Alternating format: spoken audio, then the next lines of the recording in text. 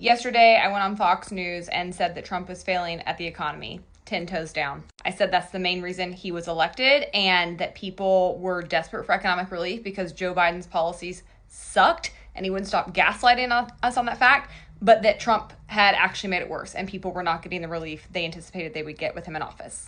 Naturally, that made some illiterate boomers quite angry, as you can see on my Twitter, but I'm not backing down on that fact. And the fact that people persistently try to argue that the economy we're living with is not the reality we're living with is so bizarre. What does that do for you? It's very yes, a master. Why are you carrying water for the government like this? It's a cult. That's the only explanation. Meanwhile, Trump himself is on a PR tour trying to salvage his reputation on the economy right now. And his statement that he made this week is so funny. Got national security. We need, the one thing you need steel. You can give up certain products. You can give up pencils. Because under the China policy, every child can get 37 pencils. They only need one or two. They don't need that many.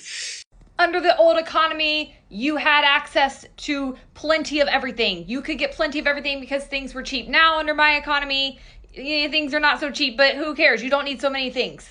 Homie, what?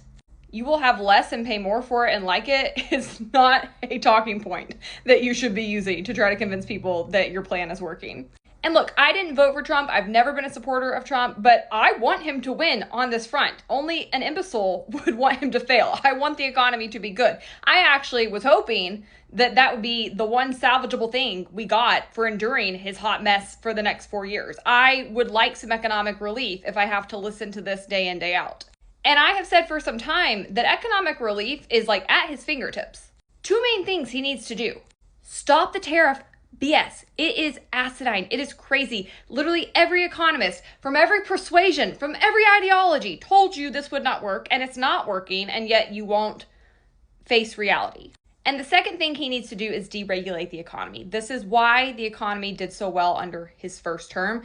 It is even more dire right now that he do this when it comes to our energy sector. While we're doing this stupid tariff war, basically putting a ton of taxes on ourselves for no reason, China is exclusively focusing on energy abundance and creation, and they are running circles around us, and they are about to own the AI war, and that is going to put us in an actual situation where we have a national security risk. We need federal permitting reform so that Americans can actually build, so that we can produce, so that we can actually do the things that made America great, which is build and work and produce and innovate. That is what makes us great. That is what